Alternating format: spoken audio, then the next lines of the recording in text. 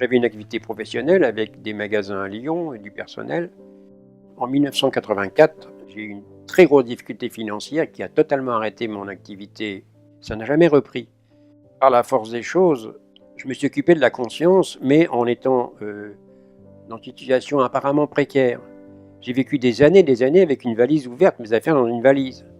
J'étais toujours prêt à quitter un endroit.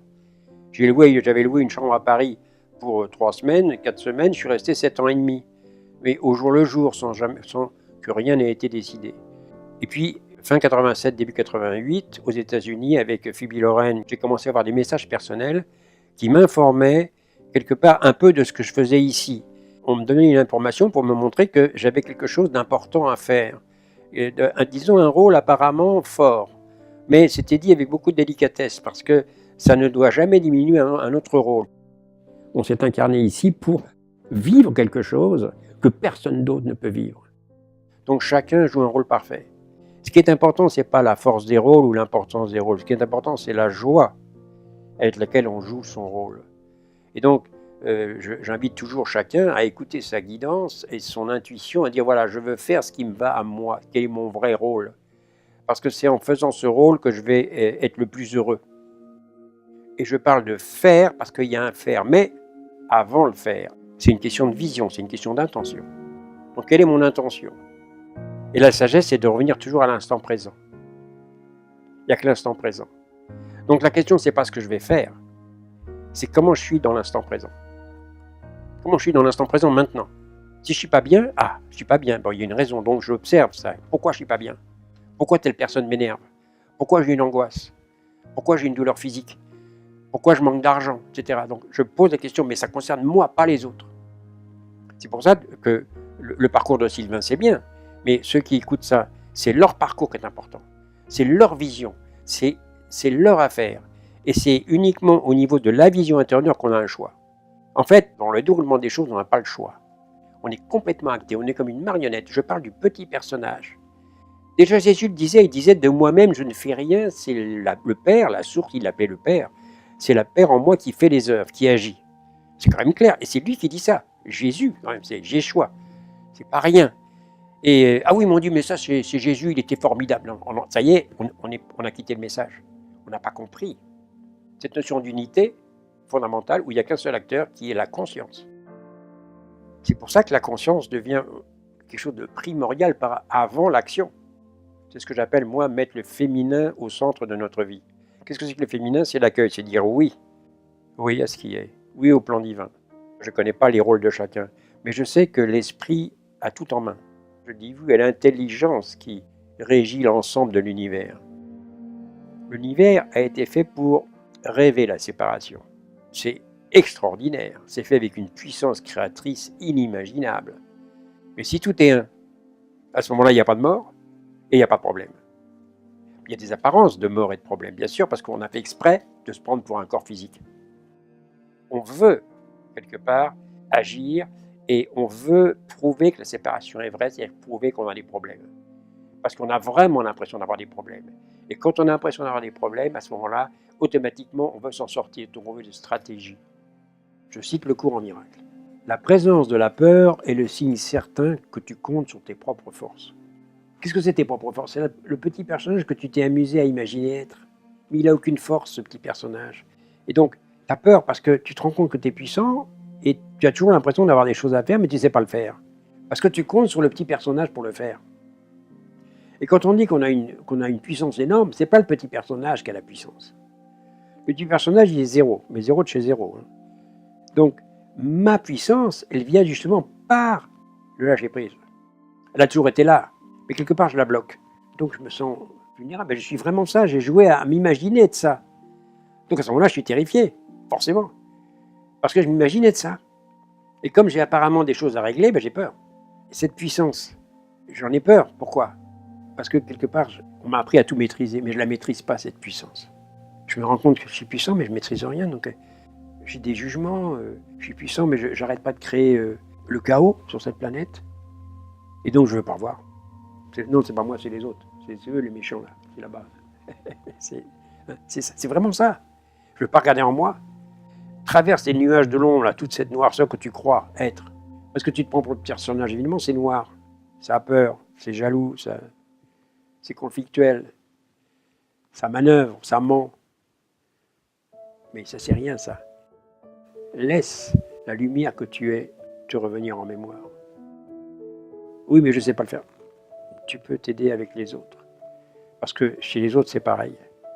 Donc quand tu décides de faire crédit à l'amour et d'aborder les autres avec amour, ça va te permettre de voir leur réaction et de retrouver l'amour en toi-même. C'est mutuel. C'est fort, hein, cette notion de peur de son pouvoir. Et à chaque fois, ce qui est intéressant, c'est de se dire de quoi on parle. Qui a peur? C'est l'ego qui a peur. C'est pas l'être réel. L'être réel qui a tout pouvoir, il n'a pas peur. Il est au contraire émerveillé. Donc forcément, c'est une question de vision qui est fausse, de perception qui est erronée, comme du courant miracle. On admet qu'un maître est sage. Il est en paix, il rayonne. On dit il rayonne l'amour, il rayonne la paix, c'est formidable, en sa présence on se sent bien.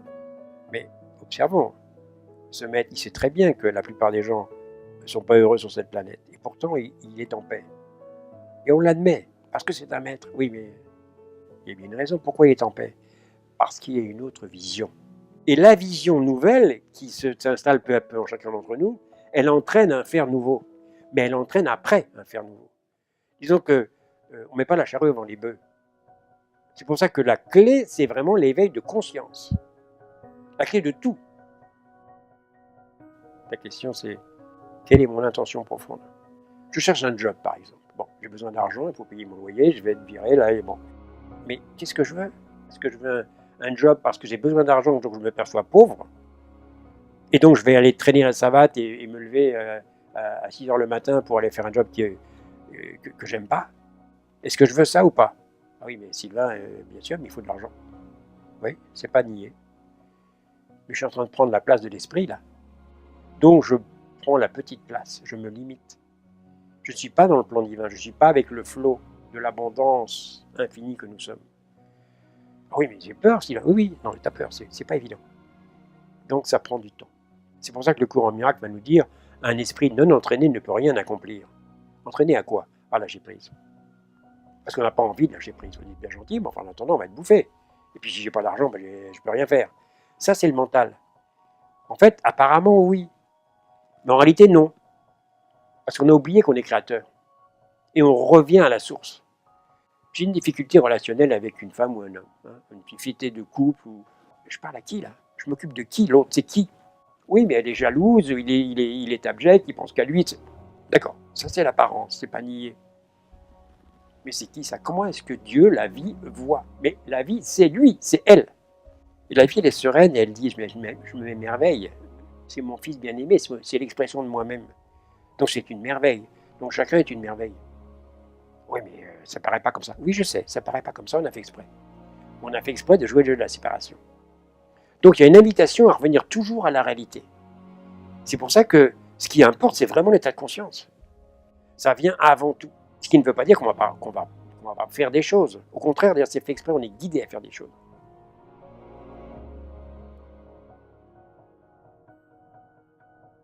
L'expérience humaine, elle est faite pour vivre la séparation. L'illusion est très bien faite. On en apprend ça aux enfants. Tu manques d'amour. Si tu n'es pas gentil, on ne va pas t'aimer. Et si tu ne vas pas à l'école et si tu n'apprends pas ton truc, tu n'auras pas de diplôme, tu n'auras pas d'argent. Et c'est comme ça. Moi, j'ai vécu ça très très clairement. J'ai eu dans ma famille une situation justement où j'ai travaillé depuis le départ, à partir de 10 ans, des très concrètes sur l'argent justement, sur le manque. Où j'avais mon frère aîné qui avait 11 mois plus que moi, qui lui était premier de classe tout le temps. Et mon père lui donnait à chaque fois de l'argent, toutes les semaines. On avait un carnet, il fallait donner, et je l'assignais sur les parents. Et moi, j'étais pas premier de classe, donc j'avais pas d'argent. Et donc je cherchais à plaire à mon père, et inconsciemment, j'inculquais ça. Eh bien, je ne suis pas aimé parce que je ne suis pas premier de classe. Et donc, je n'ai pas d'argent. Donc, c'est fort. Et j'ai vécu là-dessus parce que, en fait, quand on vient s'incarner, on rentre dans l'illusion du corps physique. C'est pas nier ça. Effectivement, la séparation, elle n'est pas réelle, mais elle est vécue comme réelle. C'est fait exprès. Et c'est remarquablement fait. C'est comme si on allait faire du cinéma virtuel et on fait un super film, on rentre dans la salle de cinéma et on s'y croit. On s'y croit vraiment. Puis on sort de la salle après, on dit « Oh là là, on s'y est cru pendant 2 heures ». Une pensée produit un effet qui est réel pour le penseur. On vit nos croyances à cause de qui nous sommes.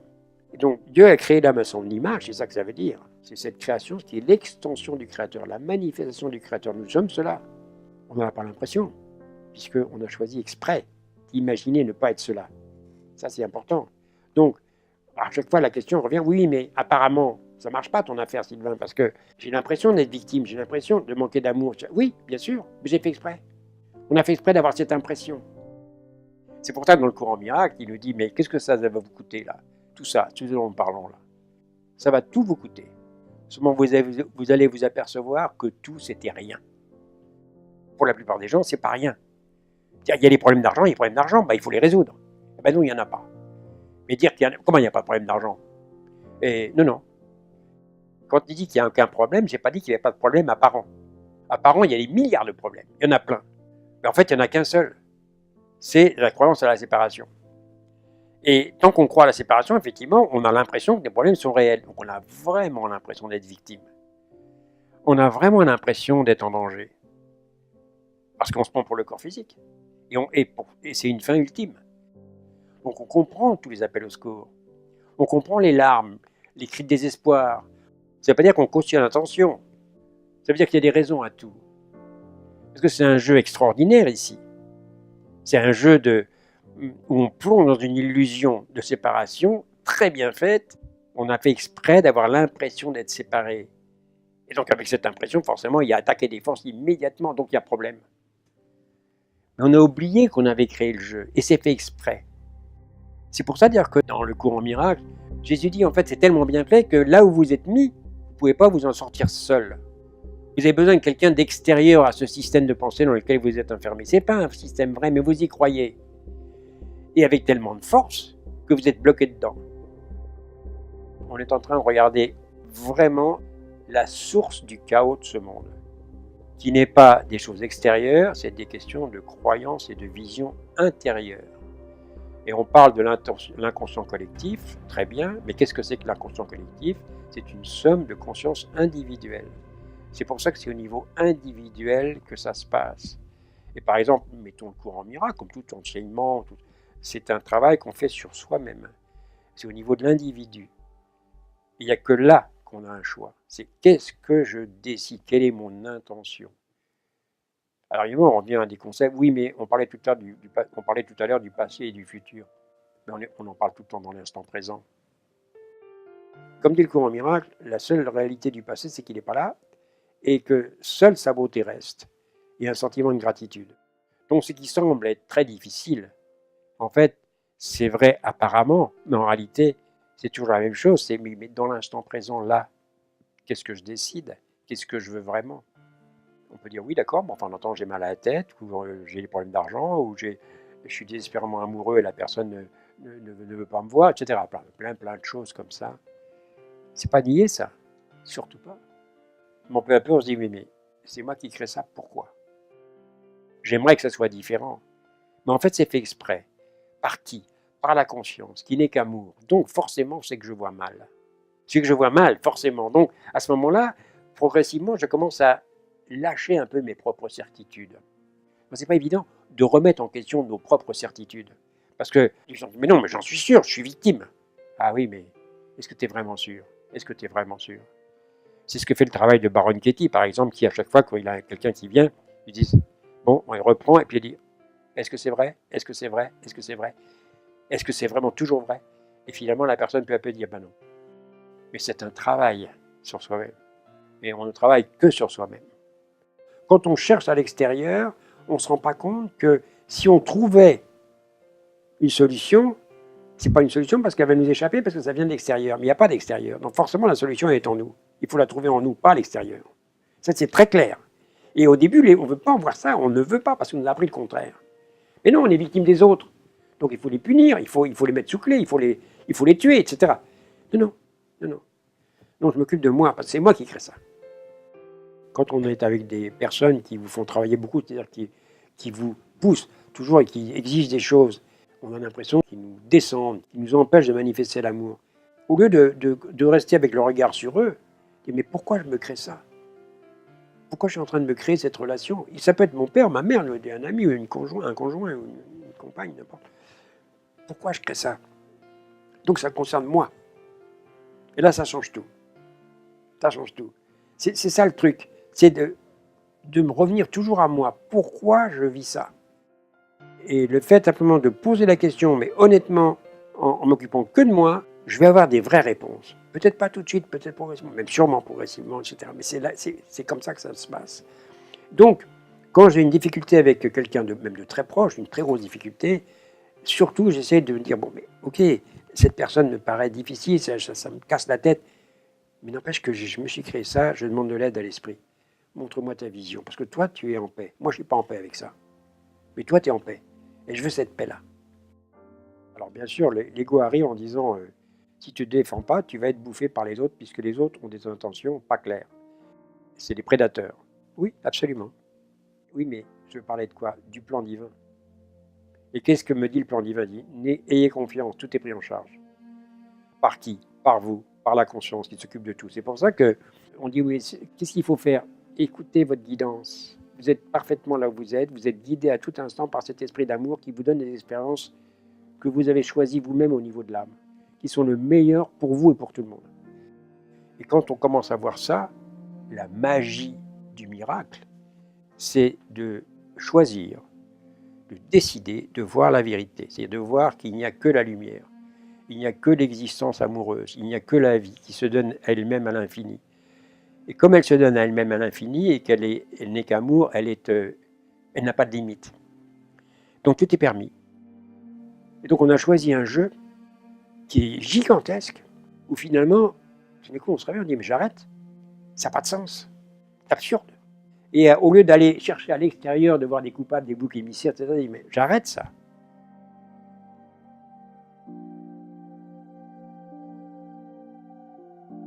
On constate qu'on a tous des jugements, qu'il y a des jugements, c'est inhérent à l'incarnation humaine. Et on est invité à ne pas juger. Parce que quand on juge, on perpétue la séparation. Donc on met de l'huile sur le feu tout le temps. On crée du chaos. Et donc, forcément, on dit, mais j'ai des jugements. Oui. Voilà. Et le truc, c'est d'accueillir ces jugements. Je suis plein de peur, et plein de jugements, et plein de culpabilité. Mais qu'est-ce que je veux? Mais je veux la vision de l'esprit. Donc je demande à l'esprit de changer mes perceptions. Pour avoir des perceptions justes et non plus des perceptions fausses. Parce que quand je juge, c'est que j'ai une perception fausse. Donc j'accueille mes jugements, j'accueille ma colère, ma culpabilité, mon mal-être, et le fait de l'accueillir, de l'observer, ça disparaît. Ça commence à disparaître. Et peu à peu, d'ailleurs, beaucoup, de plus en plus, disent, c'est drôle, j'ai de moins en moins de jugements, j'en ai encore, j'en ai toujours, on en a jusqu'au dernier jour, parce que l'ego reste. C'est bon, il n'a pratiquement plus d'impact. On a choisi l'expérience. Et donc, on ne va pas contre notre choix. Si on ne va pas, nous n'allons pas contre nous-mêmes. C'est pour ça que les 7 milliards 400 millions que nous sommes là, on a tous le même choix, c'est un choix d'incarnation. On a tous choisi une expérience dans un corps physique en pleine connaissance de cause. Dans une pièce de théâtre qu'on a choisie au départ, en pleine connaissance de cause, on l'a choisie avec amour. Et tiens, et si on n'était pas qui on était, c'est rigolo. On est tellement puissant que ça crée tout ce monde extraordinaire. Et ça crée effectivement de la peur et de la culpabilité. On a l'impression qu'on a pris la place de Dieu, ce qui est d'ailleurs vrai parce que l'ego prend la place de Dieu. Il dit c'est moi qui agis, c'est moi le créateur. Mais non, c'est pas le créateur. Il ne fait rien l'ego. L'ego c'est une croyance qui est séparée. Mais le créateur, c'est nous, on est créateur. C'est pas l'ego. Donc quelque part on a usurpé la place du créateur, c'est vrai. Mais qui a usurpé la place du créateur? Le petit personnage qu'on croit être, qu'on s'est imaginé à être. Donc ce petit personnage qu'on a inventé, imaginez qu'il n'existe pas, il a peur, parce qu'il a l'impression qu'il a pris la place de Dieu, ce qui est vrai quelque part. Mais il n'existe pas le personnage, il n'y a rien, il n'a aucun pouvoir. Donc c'est pour ça, c'est fort. Donc il y a une culpabilité énorme. Et d'ailleurs le courant miracle dit, tout enseignement vrai repose sur le fait suivant, le Fils de Dieu, c'est-à-dire l'expression de Dieu, la manifestation de Dieu, le Fils de Dieu est innocent, et c'est dans son innocence que se trouve son salut. Le Fils de Dieu est innocent, mais il n'y a que le Fils de Dieu. Donc le pardon, c'est-à-dire l'accueil, c'est vraiment la clé, il n'y en a qu'une, il n'y en a pas deux. À cause de qui on est, à cause de la vérité. L'âme veut la vérité. Donc quand je reste en disant, c'est les autres, c'est-à-dire les boucs émissaires, c'est les autres qui sont les méchants, et moi je suis du côté des gentils, c'est-à-dire c'est le club, mais notre être intérieur, il ne veut pas ça, il veut la vérité. Donc tôt ou tard, on va avoir des retours de bâton en disant excuse-moi, mais ça ne marche pas. Parce que justement, je suis en train toujours de remettre de l'huile sur le feu. Et donc, je suis toujours poussé par le plan divin pour dire non, mon chéri, tu veux continuer, tu peux, mais tu as peut-être autre chose à faire. Qu'est-ce que tu veux vraiment? Et la réponse, c'est je veux aimer, parce qu'on est tous amour. Donc la réponse, quand on dit qu'est-ce que tu veux vraiment, la vraie réponse, je veux aimer. Et on le fait comment ce choix? Puisqu'on est incarné, en accueillant la condition humaine. Mais j'arrête de juger à l'extérieur, parce qu'il y a des raisons à tout. J'ai voulu m'incarner, je suis ici, dans un plan divin parfait, je lâche prise. Je m'occupe de moi. Je m'occupe de mon intention dans l'instant présent. Bon, mon bonheur dépend de ma décision. Pourquoi je suis angoissé? Pourquoi j'ai cette expérience? Quelqu'un m'appelle, oh, encore cette personne. Et je viens de m'agacer là, mais c'est moi qui crée l'expérience. Pourquoi je suis agacé? Et là, on avance. Donc ma responsabilité, c'est est-ce que je continue le jeu ou j'arrête? C'est vraiment ça. Et la réponse, elle vient venir tôt ou tard, c'est automatique, c'est obligé. J'arrête parce que nous sommes amour. Je veux retrouver ce qui est déjà moi. Ce qui est déjà en moi et en tout le monde. Donc à chaque fois, c'est cette notion de quoi je parle. Et d'ailleurs, quand vous entendez les gens, vous posez des questions, vous entendez les dialogues, regardez bien. Vous allez voir que, par du temps, on ne sait pas de quoi on parle. Et on ne s'écoute même pas parler, on veut poser son truc, on parle de plusieurs à la fois. C'est très amusant. Et on comprend, il y a des raisons, c'est qu'on veut avoir raison. Et le cours dit, est-ce que tu préfères être heureux ou avoir raison? Vous vous rendez compte? Est-ce que tu préfères être heureux ou avoir raison? En clair, ça veut dire quoi? Ça veut dire que si je pense avoir raison, je ne peux pas être heureux. Vous vous rendez compte ce que dit le courant miracle? Parce que quand je pense avoir raison, je pense que quelqu'un peut avoir tort. Ça peut être moi ou quelqu'un d'autre. Et donc je ne fais pas crédit à la plénitude qui est l'autre ou moi-même. Et donc il n'y a pas à avoir raison. On n'a jamais raison. Parce que quelqu'un qui, quoi qu'il fasse, il y a toujours des motifs, des causes. Dans le monde humain, le monde de la séparation, il n'y a qu'un jugement. C'est pour ça, d'ailleurs, dans la Bible, on parle du jugement dernier, ce fameux jugement dernier. C'est le jugement de Dieu qui dit « ma création est parfaite ». Tout est parfait. C'est ça le jugement dernier. Et on est appelé vraiment à avoir ça comme jugement. C'est intérieur. Ça ne nie pas les émotions. Ça ne nie pas la culpabilité, la peur, etc. Ça ne nie pas tout ça. Mais en réalité, la réalité de tout le monde, c'est ça. C'est qui nous sommes vraiment. Donc à chaque fois, de quoi je parle? Et on s'aperçoit que qui pose la question, c'est toujours l'ego. Et que l'être réel, lui, il est serein et en paix. Donc le bonheur est toujours en moi. Parce que si je pense que le bonheur dépend de circonstances, comme les circonstances changent, mon bonheur, il s'en va tout le temps. Donc forcément, il est éphémère. Et je suis terrifié. Donc j'essaie de le garder. Comme je suis créateur, comme j'essaie de garder le bonheur, j'admets que je ne l'ai pas, le bonheur. Donc je me crée une réalité de non-bonheur. C'est exactement ça, je suis créateur. Quand je pense que je manque d'argent pour aller, bien, je crée ma réalité de manque d'argent, c'est tout.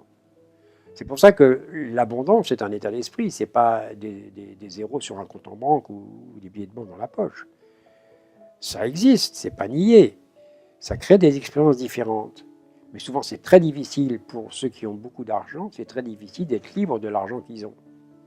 C'est pour ça que nombre de ceux qui se réveillent actuellement passent ou ont passé par des expériences de pénurie pour qu'ils apprennent vraiment que ça ne dépend pas de l'argent, que leur bonheur ne dépend pas de l'argent. À ce moment-là, je dis bon, ok, je demande de l'aide parce que j'ai peur quand même. Ah oui, je reconnais, j'ai peur. Donc c'est pas nier non plus. Il ne s'agit pas de dire oui, mais c'est bien gentil, mais Sylvain a de la chance parce que lui, il n'a pas peur. Non, non. Dire j'ai peur, je suis angoissé, je suis jaloux, n'importe quoi. Je m'occupe de moi et j'écoute. Parce que le plan divin, c'est tout ça. Donc il me donne ce dont j'ai besoin au mieux en fonction de mon travail intérieur. Donc c'est vrai que ça peut être extrêmement dur d'accepter le fait que c'est moi qui ai tout créé, mais la chose c'est de ne pas s'y opposer, de dire j'ai pas envie de l'accepter. Et ok, j'ai pas envie de l'accepter. Seulement d'essayer de ne pas la rejeter complètement, cette possibilité. C'est ce que dit le courant miracle, en disant les idées qui sont là, ça peut vous choquer, mais essayez de ne pas les rejeter complètement. Et c'est leur pratique qui va vous montrer que ça a un sens. Et donc on fait des expériences. Et à chaque fois, la personne est devant sa propre expérience et quelque part elle est seule. On est chacun seul devant notre expérience. On ne vit pas la même chose les uns les autres.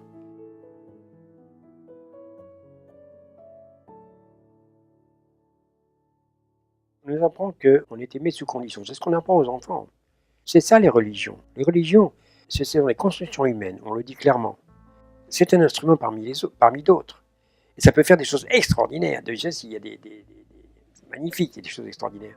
Mais c'est une condition. Donc, on va atteindre Dieu par la religion. Alors qu'en fait, on est déjà ce qu'on cherche. C'est ça le message qui n'est pas encore compris de tous les grands maîtres qui ont foulé cette planète. Je parle des grands maîtres qui ont été récupérés par des fidèles, des disciples après, peu à peu, qui avaient leur peur et qui n'ont pas vraiment compris le message d'unité de toute chose. Et donc, on nous apprend toujours à aimer sous condition. Et donc, il faut faire plaisir à Dieu, il faut faire plaisir aux autorités religieuses, etc. Il faut donner son argent, etc. Bon.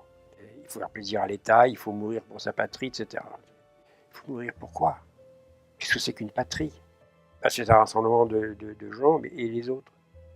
Ils ne sont pas autant frères et sœurs. Donc, vous voyez, ça ne veut pas dire qu'on ne va pas être heureux d'être ensemble, de jouer une partie de football ensemble, et puis seulement on le fait dans l'amour. Et si je vais voir l'équipe de France qui joue, je peux aussi avoir plein d'amour pour l'équipe qui est battue. Et de dire, mais c'est des frères et des sœurs. Quand on parle comme je suis en train de parler, on peut avoir l'impression que je condamne quelque chose. Pas du tout. Au contraire, puisque tout est utilisé. Et avec un amour infini, où tout est respecté.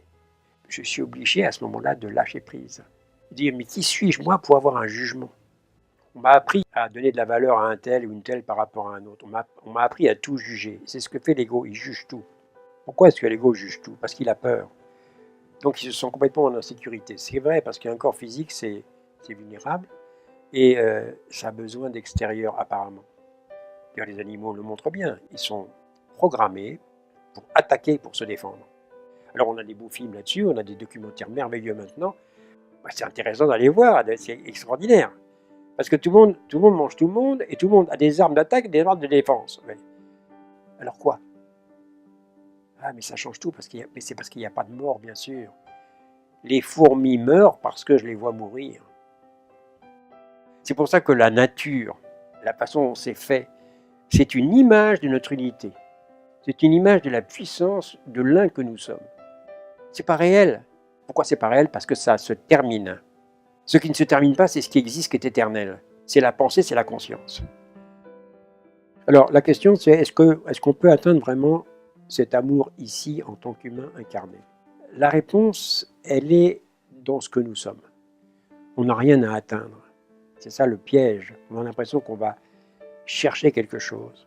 Il faut atteindre quelque chose. C'est ce que nous inculque les religions. Il faut atteindre un but. Donc, il n'y a rien à atteindre. Et à ce moment-là, ça devient plus qu'est-ce que j'atteins, qu'est-ce que je cherche, ça vient comment est-ce que je suis dans l'instant présent. Souvent, je change d'intention. Parce qu'au départ, l'intention, c'était la séparation, s'amuser à la séparation.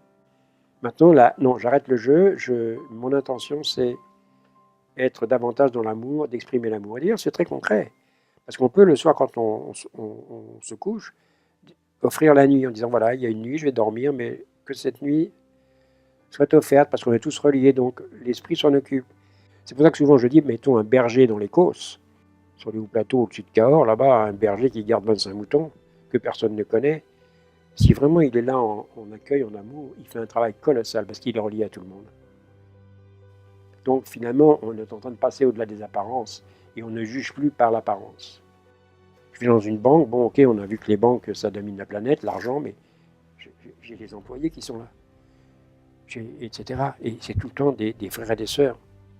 Donc chaque fois, c'est quelle est mon attitude dans ma relation avec les autres. Même si je suis seul, même si c'est au milieu de la nuit, et si je pense à quelqu'un, comment j'y pense? Est-ce que j'y pense dans l'amour ou dans la critique et dans la peur? Et là, je suis en train de parler finalement du vrai pardon. C'est-à-dire, il n'y a rien à pardonner, mais c'est d'avoir une autre vision. En disant, il y a un jeu qui a été joué, avec l'accord de tout le monde. Moi, à mon niveau, qu'est-ce que je peux faire? Revenir à la réalité, redire comment est-ce que je veux voir. Parce qu'après tout, je parle de quoi? Je parle d'un système.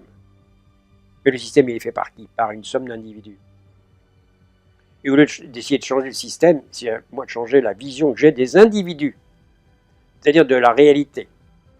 Et partout, c'est pareil, on pousse une porte de banque, au lieu de dire mais les banques, c'est abject. Non, non, on sourit.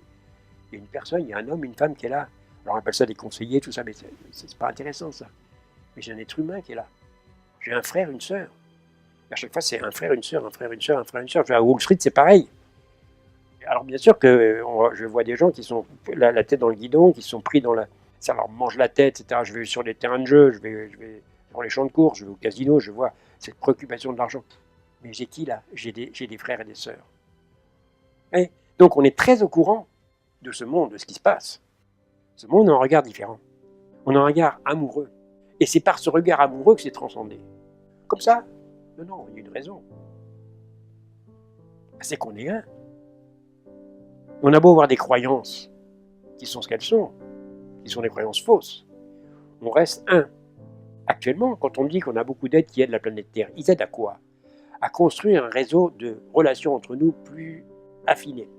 C'est pour ça que de plus en plus, quand on a une pensée d'amour, elle est beaucoup plus prolifique.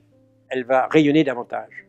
Seulement, c'est fait doucement, parce qu'on ne peut pas aller trop vite, à cause des croyances encore au manque, à la séparation. Donc c'est un jeu très délicat. Simplement, je demande de l'aide, et je confie ça à l'esprit. Et comme dit le Coran miracle, tout problème confié à l'esprit est toujours résolu au bénéfice de toutes les parties concernées. Ça, c'est la croyance à la perfection du plan. Et entre nous, j'ai envie de rire, parce qu'on ne serait pas là à parler tranquillement s'il n'y avait pas le plan divin, voyons. Ça aurait sauté depuis longtemps. Comment ça se fait qu'on est toujours vivant?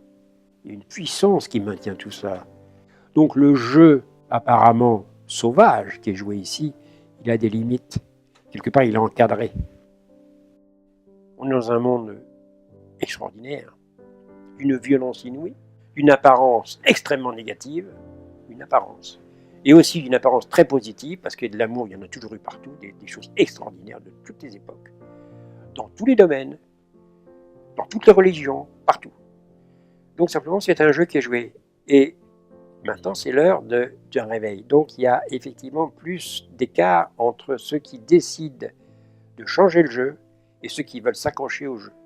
Et ceux qui veulent s'accrocher au jeu, ils sont respectés, aimés, mais ils sont recyclés quelque part.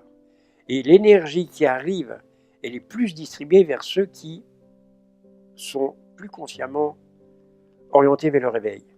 Dans l'intérêt de tout le monde, y compris de ceux qui ne veulent pas se réveiller. C'est ça qu'il faut bien comprendre. C'est que le plan divin tient compte de tout le monde. Il n'y a pas de chouchou dans le plan divin. Il n'y a que de l'amour. Souvent, il y a un processus puisque le libre arbitre est respecté. Ça, c'est l'amour. Et si justement tout ça, ça existe, c'est parce qu'il n'y a que l'amour. Et que même ce jeu de séparation, quelque part, il est protégé, il est vécu, il est observé par l'amour. Et il n'est pas infini. Pourquoi est-ce que justement on se passionne, on commence à faire un tas de choses? Parce qu'on n'est pas bien. Regardez le monde. C'est un monde qui va très mal en apparence. Il y a en même temps beaucoup de belles choses, de choses merveilleuses qui se passent. Mais il y a aussi beaucoup vous savez, de corruption, de désespoir, surtout. Ce n'est pas la corruption en elle-même. La corruption, c'est encore un jugement, mais c'est le désespoir, c'est l'iniquité, c'est l'injustice, on meurt de faim, on a des enfants qui sont là. Et tout ça pour posséder. Mais ça fait ça chez tout le monde. Il y a un plan divin qui place ses pions avec beaucoup d'amour, en respectant le jeu. C'est pour ça qu'il y a de plus en plus de changements et que maintenant on ne juge plus quelqu'un qui est à Wall Street ou qui est employé chez Monsanto, parce que ça peut être fait exprès. En même temps, il y a un système qui fonctionne. Parce que ce que je suis en train de dire là, on peut parler par exemple du président des États-Unis, etc., mais on ne fait pas n'importe quoi. C'est très délicat. On ne va pas changer comme ça. Le système monétaire, on le sait, maintenant, ça y est, on a l'information partout, c'est totalement inique. C'est une mainmise sur la planète extraordinaire, un asservissement total de toute l'humanité. Je dirais même de ceux qui ont apparemment le pouvoir. Parce que quelque part, ils ont peur. Et quelque part, ils sont incarnés, ils vont mourir aussi. Je veux dire, les corps vont s'arrêter. Et donc, ils ont peur. C'est pour ça que maintenant, même, ils ont peur. Tout le monde a peur.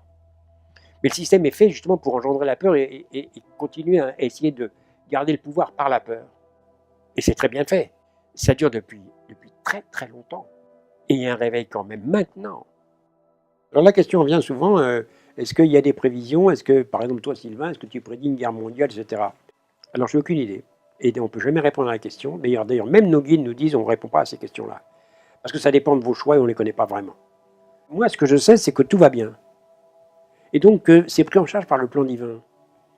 Et d'ailleurs, on a des informations comme quoi, par exemple, les Pléiadiens sont nos gardiens.